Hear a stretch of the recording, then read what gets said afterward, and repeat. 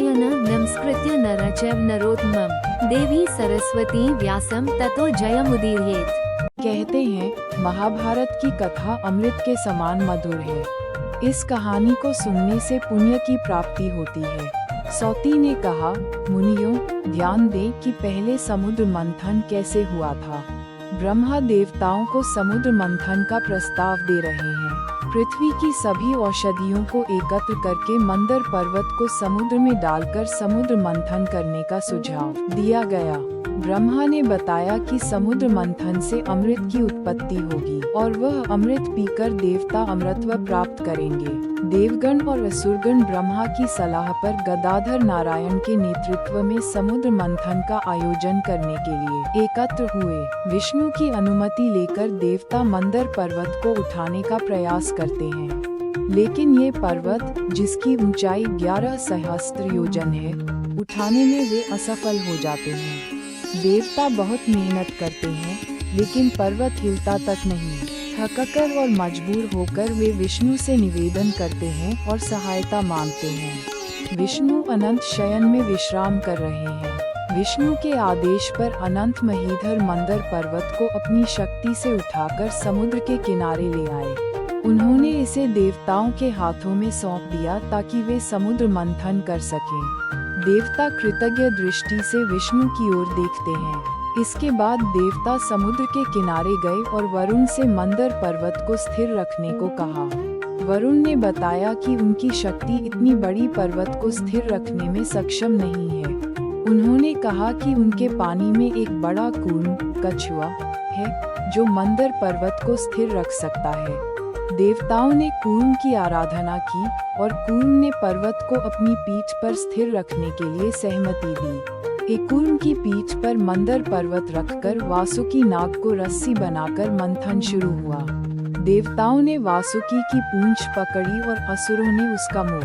पर्वत की रगड़ से विशाल समुद्र मंथन शुरू हो गया। पर्वत की रगड़ से वासुकी नाग ने श्वास छोड़ा, जिससे धुआं निकलने लगा और वह आकाश में फैल गया। इससे कई बादलों का निर्माण हुआ और उन बादलों ने वर्षा करके देवताओं की थकान दूर की। मंथन के दौरान उत्पन्न कंपन से समुद्र की जलीय जीव जंतु मर गए। मंदर पर्वत की रगड़ से आग लग गई, जिससे पर्वत के वृक्ष और जीव जल गए। देवराज इंद्र ने करुणावश बादलों को आदेश दिया, जिससे आग बुझ गई। रगड़ के कारण औषधीय वृक्षों का रस समुद्र में मिल गया और उस रस के प्रभाव से समुद्र के जलीय जीव जंतु पुनः जीवन प्राप्त कर सके। देवता और असुर थककर चूर हो गए, लेकिन अमृत का कोई पता नहीं चला। तब देवता ब्रह्मा के पास गए और बोले, आपके आदेश पर समुद्र मंथन शुरू हुआ, लेकिन अमृत उत्पन्न नहीं हुआ। हमारी सारी मेहनत व्यर्थ हो गई। अब मंथन करने की शक्ति किसी में नहीं बची। ब्रह्मा ने यह बात विष्णु को बताई। विष्णु ने आश्वासन दिया, मेरी सहायता से समुद्र मंथन पूरा होगा। नारायण ने देवताओं को अमृत की खोज का विश्वास दिलाया। फिर विष्णु की शक्ति से देवताओं ने मंदर पर्वत को पकड़कर मंथन शुरू किया। मंथन के बीच अचानक चंद्रमा का उदय हुआ। 16 कलाओं से युक्त चंद्रमा आकाश में 2 लाख योजन की ऊंचाई पर स्थित हो गया। उसकी सुंदरता से सभी मंत्रमुग्ध हो गए। फिर मंदर से पुनः समुद्र मंथन शुरू हुआ। समुद्र से ऐरावत नामक एक विशाल हाथी उत्पन्न हुआ। उसका शरीर श्वेत वर्ण का और चतुर्दंतयुक्त था। सभी देवता और असुर देख रहे थे कि उसके बाद समुद्र से मदिरा उत्पन्न हुई। फिर समुद्र से उच्चैश्रवा नामक घोड़ा प्रकट हुआ। देवता और असुर प्रसन्न हुए। पारिजात नामक अद्वितीय पुष्प वृक्ष समुद्र मंथन का फलस्वरूप प्रकट हुआ, जिसने स्वर्ग की शोभा बढ़ा दी। अमृत का कलश हाथ में और बाएं कंधे पर लिए धन्वंतरी देवता और असुरों के सामने प्रकट हुए। इसके बाद कौस्तुभ मणि प्रकट हुई, जिसे देखकर देवता प्रसन्न होकर पुनः समुद्र मंथन में लग गए। लेकिन मंदर पर्वत की गतिविधि से क्षीरसागर के भीतर भारी विनाश शुरू हो गया। वरुण महाराज इसे सहन नहीं कर सके। उन्होंने अपने सहयोगियों के साथ चिंतित होकर विचार किया कि इस मंथन प्रक्रिया को कैसे जारी रखा जाए।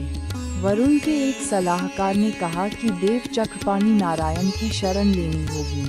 उन्होंने बताया कि एक कन्या है जो पहले कमल कानन में उत्पन्न हुई थी। उसका नाम लक्ष्मी है, जो मुनि के शाप से स्वर्ग छोड़कर समुद्र की गहराई में चली गई थी। उस लक्ष्मी को नारायण के पास लौटाना होगा, तभी समस्या का समाधान होगा। ये परामर्श सुनकर वरुण ने देर न करते हुए एक सुंदर पालकी तैयार करवाए। उन्होंने स्वयं उसे कंधे पर उठाया और अपने पुत्र के साथ नारायण के पास गए। नारियां चारों ओर चंवर डुलाकर वातावरण को शीतल कर रही थीं। सहस्रफना शेषनाग अपनी फन से छत्र बनाकर नारायण के सिर पर छाया कर रहे थे। लक्ष्मी देवी के प्रकट होने से तीनों लोग जगमगा उठे। उनका रूप इतना मोहक था कि सूर्य की किरणें तक फीकी पड़ गईं। लक्ष्मी ने कमल सदृश मुखमंडल से चारों ओर प्रकाश फैला दिया। उनके कोमल चरण और विद्युत सी देह के सौंदर्य ने सभी को मोहित कर दिया। उनके प्रकट होने से स्थावर जंगम सहित समुद्र और आकाश तक सभी आनंदित हो उठे। लक्ष्मी को देखकर देवकन्या, नागन्या, अप्सरा और मनुष्य सभी उल्लास में भर गए। उनकी हर्षध्वनि से आकाश गूंज उठा। देवताओं ने नारायण के पास कृतज्ञता व्यक्त की। इसके बाद वरुण नारायण के पास गए और उन्हें सम्मान पूर्वक प्रणाम किया। उन्होंने हाथ जोड़कर करुण स्वर में कहा, हे भगवान, आप सूक्ष्म हैं, आप स्थूल हैं, आप समस्त रूपों के धारक हैं। आप ब्रह्मा, विष्णु, महेश्वर और समस्त सृष्टि के स्वामी हैं। मेरे समुद्र में यह आपदा क्यों हुई, मैं नहीं समझ पा रहा। कृपया मुझे इसका कारण बताएं। नारायण ने वरुण को सांत्वना देकर कहा, तुम चिंता मत करो। दुर्वासा मुनि के शाप से लक्ष्मी ने स्वर्ग छोड़कर समुद्र का आश्रय लिया था। उन्हें पुनः प्राप्त करने के लिए समुद्र मंथन की व्यवस्था की गई। लक्ष्मी के लौटने से तीनों लोकों की सभी समस्याएं दूर हो जाएंगी। तुम चिंता छोड़कर शांति पाओ। इसके बाद नारायण ने समुद्र मंथन रोक दिया। वरुण ने प्रसन्न होकर कौस्तुभ मणि नारायण के गले में पहनाई। इस मणि की चमक सूर्य की रोशनी को भी मात दे रही थी। लक्ष्मी देवी नारायण के साथ विराजमान हुई। फिर समुद्र मंथन पूरी तरह समाप्त हो गया और सभी देवता और असुर अपने अपने स्थान पर लौट गए। सौती ने समापन करते हुए कहा, यह महाभारत की कथा मनुष्यों को संसार के दुखों से मुक्त करती है। इसे ध्यानपूर्वक सुनने से जीवन के सभी कष्ट दूर हो जाते हैं।